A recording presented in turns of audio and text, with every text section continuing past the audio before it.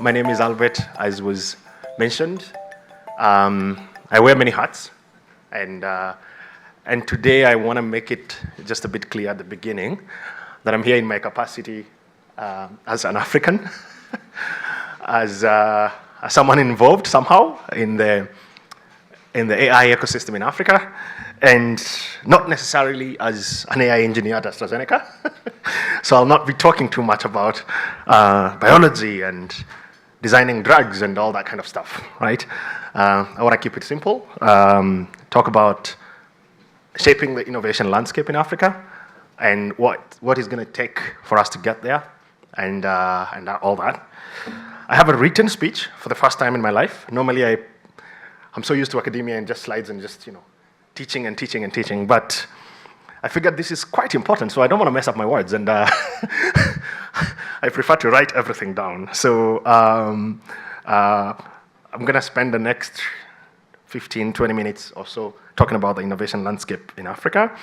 And of course, I am going to talk about M-Pesa, probably as the first person speaking today, because it's almost impossible to talk about innovation in Africa and not talk about M-Pesa. So sorry to be the one doing that, the first person today, but I'm definitely going to do that. So yeah, it's super good to be here. It's really nice to be here, and I really like the name of this conference, Conference on the State of AI in Africa, right? It's honest, simple, and very necessary, right? Every few years, we gather here like this to take stock, right? To look at what we've been up to, what different people have been up to, and to ask ourselves, how are we doing and where are we headed, right? The last time we met here was actually not here, but at Strathmore University in Nairobi in March 2023. How many were there? How many were there in the first COSAA? Do you remember what was the hot topic back then? What were we talking about? Oh, ChatGPT. It was 4 months after ChatGPT had been released, right? Everyone was talking about ChatGPT, right? Some people are very excited about it. Some people are a bit worried about it. But it was very clear in the room that something big had shifted, right? Something big was going to happen. And now it's nearly 2 years since we met. I think almost everybody has ChatGPT installed in their phones here.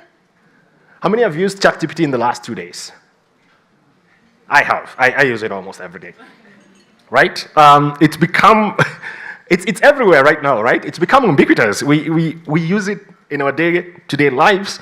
It's embedded in how we work, how we think, how we live, and even how we love, right? There was a recent podcast from The Daily, someone saying that they're actually falling in love with ChatGPT, and that's their boyfriend, right? Because, and it's easier to I think, to deal with ChatGPT than it is sometimes to deal with a live human being.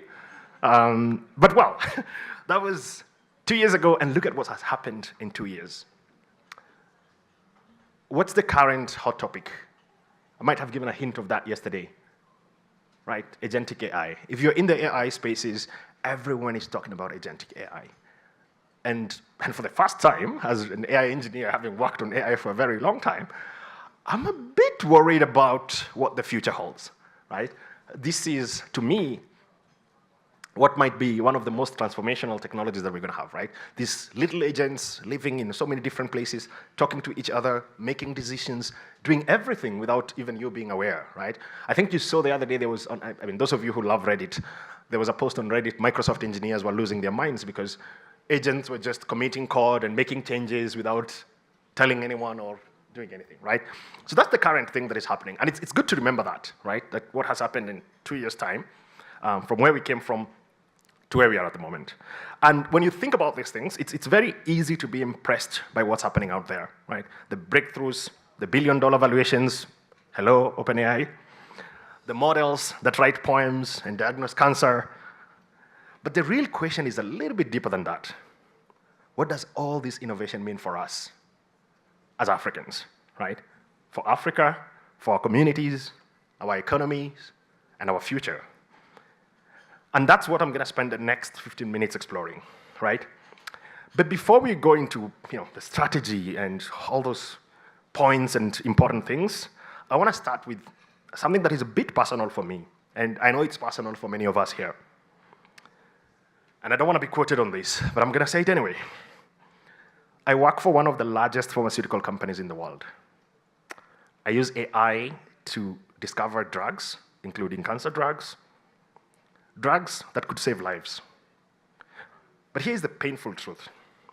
Even if I helped create the cure for cancer today, my own family would probably never afford it. That's not just my story. It's the story of many Africans contributing to these billion-dollar innovations while still deeply connected to the communities excluded from the benefits. It's a strange and weird kind of dissonance, if you think about it, to help build the future, yet still wonder whether your own people will be allowed into that future. Right? And that's why I want to talk about innovation today. Not in the abstract form of what innovation is and what innovation means and all that kind of thing, but grounded in reality. And I want to talk about what it will take for Africa not to just survive this AI era, but to shape it. I've organized my thoughts around 5 key points. I sort of like to organize my thoughts in points so that I can remember them. But these are not answers, they're not solutions. They're just 5 simple truths that I think we need to think about. 5 calls to think, to build, and to act. The first one I want to talk about is innovation on Africa's terms, on our own terms. Because here's the thing, innovation in Africa has never really been about shiny new things, right? It's always been about survival, for the most part. It's about making systems work in places where they were not built for. It's about finding workarounds, rethinking infrastructure, and making do with what we have. Not because we love doing that, but out of necessity, right? And here is where I talk about M-Pesa. M-Pesa took off not because we had, very good connection in Kenya and smartphones and all that kind of things, but because the traditional banking system had left millions out of the banking industry, right? You remember how long or what it took to get a bank account in Kenya those days? You needed to have a guarantee. Can you believe that? Like you go to the bank, you want to put your own money, and they tell you you need to have another person who has more money than you to come and guarantee you that you can open an account with us. That's where we're coming from. WhatsApp now has become a health coordination tool across East Africa. There are doctors' WhatsApp group discussing cases and all these kind of things. Not because it's a government strategy to facilitate information exchange between doctors, but because it just works, right? Doctors are finding this tool to work together. So this M-Pesa, these people using WhatsApp groups, these mamambogas finding ways to sell through the technologies we're building, they're not just clever hacks. Actually, they're the blueprints of how innovation happens under constraint. But the sad part is that these stories rarely show up in global AI conversations, right? The world celebrates breakthroughs from billion-dollar labs and overlooks the ones born out of scarcity, resilience, and necessity. Those of you who have been to this top conference know far too well what I'm talking about. And that's what I want to challenge today. Because in many of these global conversations, there's a quiet assumption that progress is universal, it's inevitable, and it's always good, right? But from where we stand as Africans, innovation is never neutral. Right? It's not just a thing that happens and everyone gets access to it. It's not just about progress. Now it's about power, it's about access, and it's about whose problems get solved and whose don't. That's why I want to keep returning to this idea, innovation on Africa's terms. Because our innovations shouldn't need validation from global lens to be called innovations, right, to matter. They matter because they work, right? Because they solve real problems, because they reflect the full complexity of our African lives. and the full possibility also of our Africa's future. So if we're serious about shaping the AI innovation landscape in Africa, we can't wait to be included in someone else's blueprint. Right? And I think that's why we're here today, creating our own blueprint of what innovations we want to work on. Right? We have to build a system rooted in our needs, designed for our realities, and funded, very important, with our priorities at the center. That's the first step, because we shape innovation by first deciding who gets to imagine the future. To my second point, we have to build with the full range of our reality. If innovation on Africa's terms is our foundation, the next question is, what are we building? Right? Too often, when African innovation is discussed globally, the scope is very narrow. We're expected to work on agriculture, to do mobile apps to diagnose cassava diseases, and to take photos of chicken scoop and decide what disease the chicken has and all that kind of thing. Or education, or maybe mobile health. And yes, these are critical problems, but that's not the whole story. That's not the whole African stories. African innovation must reflect our full range of reality, from those cassava fields I'm talking about to the cancer wards of Nairobi Hospital. And borders, breakthroughs, to biotech, to space science. And yes, somebody asked yesterday, should we be sending people to the moon? Of course, yes. We can't let our agenda be shaped by what's expected of us. It must be driven by what's needed by us. And if AI can recommend music and write college essays, then it can translate court rulings to Swahili. It can detect fake fertilizers. Kenyans in the room know what I'm talking about. It can predict drought, and it can support mental health, right? But only if we build with our entire African experience in mind. Not just what's convenient, not just what's fundable, not just what's NGO-friendly. Innovation is not about flattering the global imagination. It's about reflecting the full weight and width of our lives as Africans. That's how we shape the innovation landscape that belongs to all of us. The third point I want to talk about, and this is controversial, is that talent is not enough. We need a strategy. Yesterday, someone talked about, we have talent, and I believe in 100% line. Let's be clear, talent is not a problem. We do have the talent. We have some of the sharpest minds in the world, training in our universities, working in global research labs, and building solutions against all odds. But talent without strategies is just an export. Kenyans in the room again will know what I'm talking about. And we have been exporting brilliance for far too long. We need to think bigger than that. We need to move from just producing talent to positioning it strategically. That's why I believe we need a long-term game plan, one that's Pan-African, coordinated, and backed by both our governments and private capital.